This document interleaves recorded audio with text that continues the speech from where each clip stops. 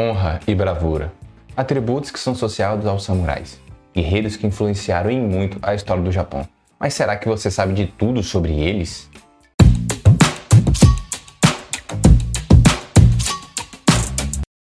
Yo, tomodachi! Daijoubu kai? Hoje falarei sobre 5 curiosidades, 5 coisas sobre os samurais que provavelmente você não sabia. Você caiu aqui de paraquedas no meu canal? Não conhece? Assiste o vídeo todo, vai até o finalzinho.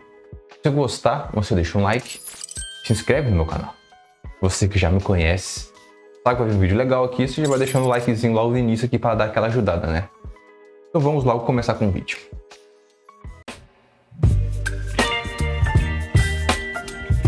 Todo mundo deve conhecer a katana, não é? E ela é a alma do samurai, né? A arma principal dele.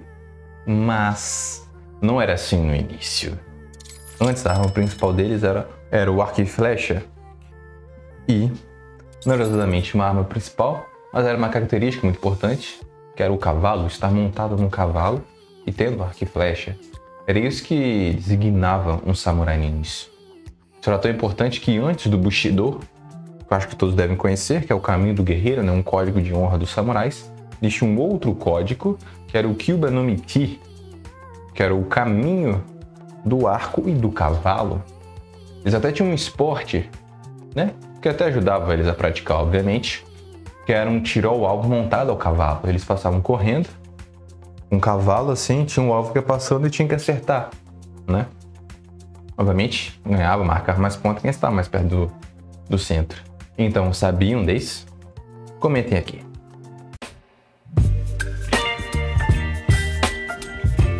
Acho que a maioria de vocês devem achar que os samurais são todos homens, mas não é bem assim. Também existem mulheres, conhecidas como Onamusha ou Onabugeisha. Acho que Onabugeisha é um nome mais conhecido para esse tipo de guerreiro, né? Elas existiam desde lá do início do samurai, lá na era Heian.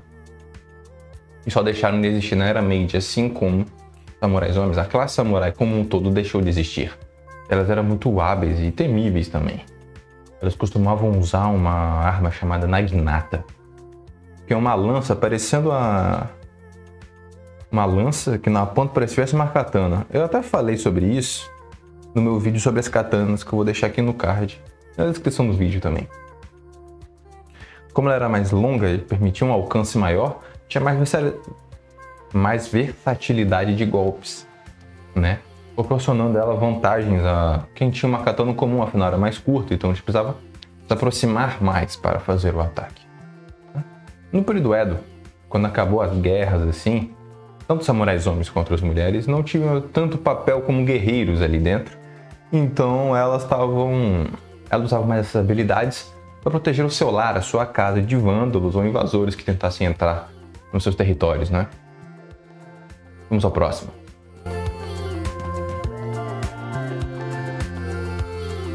Sempre nos lembramos dos samurais como bravos guerreiros, mas eles não eram só guerreiros, eles também eram poetas, pintores, estudiosos.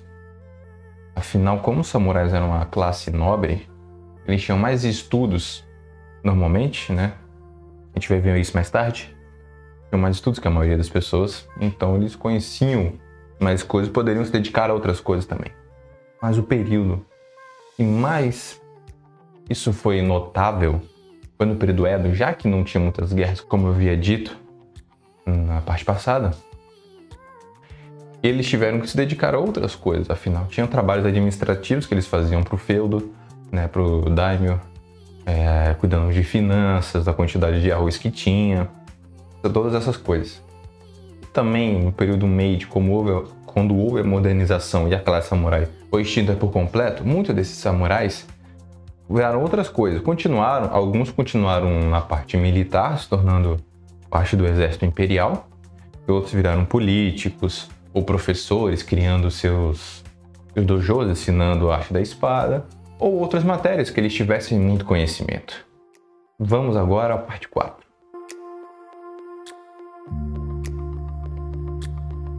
Já escutaram a palavra Koki Samurai? Acho que muitos de vocês já devem ter escutado. Aquelas pessoas têm o cabelo comprido que amarram o rabo de cavalo aqui e tal, sabe? O famoso Koki Samurai. Mas não é bem assim. Não sei se vocês sabiam, mas os samurais, muito tempo atrás, já lançaram um calvão de cria, né? Eles raspavam. A parte aqui de cima do cabelo ainda tinha aquele coque samurai, mas raspavam a parte do cabelo. Não desde o início, claro. No início eles tinham o cabelo todo comprido, amarravam ali, o cabelo curto, assim. Mas a maioria deles tinha cabelo comprido. Mas calvão de cria, eles começaram... Porque quando começou a utilização mais comum do teppou, o arcabuz, né? Arma de fogo que chegou no Japão, as armaduras começaram a precisar ser mais pesadas, sabe? Ser mais grossas, assim, para tentar aguentar o tiro, né? Para eles não morrerem. Com isso, o próprio capacete também ficou. Elas ficaram mais pesadas, o fluxo de ar ficou mais difícil de passar ali. No sol, durante as guerras e tal, começou a aquecer muito a cabeça deles ali no capacete. Começaram a coçar a cabeça e a ter sarnas assim na cabeça. Isso atrapalharia muito a guerra, você ficar não se concentrar o suficiente porque tá coçando a cabeça, atrapalhando. Aí então decidiram cortar ali para ver se arejava mais. Foi notado que arejou e diminuiu a coceira e não tinha mais sarnas. Então eles começaram a adotar esse corte de cabelo para não perder o cabelo comprido, né? E arejar a cabeça ainda. Depois esse corte de cabelo ficou muito popular. Tanto que até pessoas que não eram samurais começaram a adotar esse tipo de corte de cabelo. Vamos agora à curiosidade final. Acho que a maioria não sabem a origem dos samurais. Como eu já disse mesmo nesse vídeo, surgiu lá na Era Heian, entre os nobres, parentes do imperador. Primeiro, porque na Era Heian, as pessoas viviam muito pouco tempo. Em média de 27 para as mulheres e 32 anos para os homens. Ah, droga. 27 anos para as mulheres e 32 anos para os homens. Então, eles precisavam ter, principalmente os nobres, precisavam ter descendentes para assumirem suas riquezas, né? Assumirem o legado da família. Então, eles tinham bastante filhos. Aí, normalmente, quem sucede é o mais velho, às vezes o segundo filho, talvez até o terceiro, se tiver vaga, mas normalmente do terceiro ou quarto para frente, né? Não tinha mais tanta vaga e nem mais o que fazer direito. E esses nobres tinham terras longe da capital, que não pagavam impostos ao imperador na época. Quer saber mais sobre isso? Eu tenho um vídeo sobre o período Heian que explica mais essa questão de impostos. Voltando aqui. Eles vão. Então, muitos desses aí que não têm cargos ou futuro de outras coisas vão até essas terras longínquas, né? Palavra bonita. Aí, e lá tem muitos invasores, a gente tentando invadir terra, né? Querendo terra, sempre tem.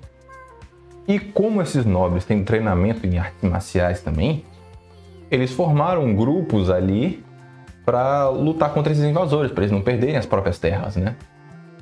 E nisso eles também criaram os seus próprios clãs ali.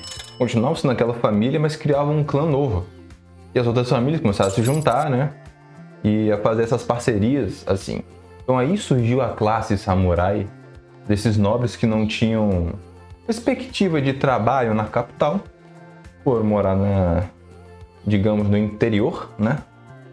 E como tinham invasores, eles decidiram lutar e proteger suas próprias terras. Aí começou a formar clã, né? A ter o comandante ali de outras pessoas, treinava outros nobres, né? Mais afastados, assim, parentes distantes ali, né?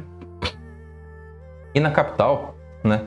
O imperador e outros nobres, quando precisavam lidar com os problemas que o exército da capital não conseguia lidar sozinho, eles contratavam esses samurais. Então aí começou essa relação e essa coisa de o samurai servindo a alguém. Que é isso que significa a palavra samurai. Ele vem da palavra subarai, que significa servir a alguém. Mas antes disso, eles tinham outros nomes.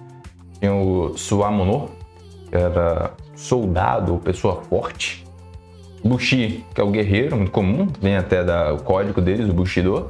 Musha, que também é guerreiro, por isso está lá a Onna Busha, também, que é a mulher guerreira, né? Aí depois sim veio o nome samurai para eles. Essas são as curiosidades. Sabiam de todas elas aqui? Não sabiam de alguma? Comentem aqui, eu quero saber. tem outra ideia e mais coisas que vocês querem saber aqui, comentem aqui, eu vou gostar muito de saber. Se chegou até aqui, né, já deve ter deixado o like, espero que tenha gostado e tenha se inscrito aqui no canal. É isso aí, meus amigos, até o próximo vídeo. Bye, bye!